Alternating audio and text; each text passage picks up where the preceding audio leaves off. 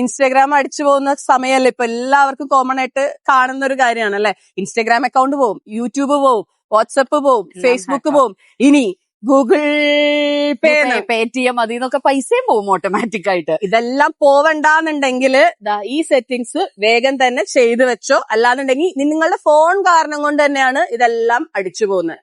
പറഞ്ഞുതരാം. നമ്മൾ ആദ്യം തന്നെ ഗൂഗിൾ ക്രോം ഓപ്പൺ ചെയ്യുക, അതിൽ 3 ഡോട്ട്സിൽ പോവുക, 3 ഡോട്ട്സിൽ സെറ്റിംഗ്സിൽ പോയിട്ട് പാസ്വേഡ് മാനേജർ എടുക്കുക.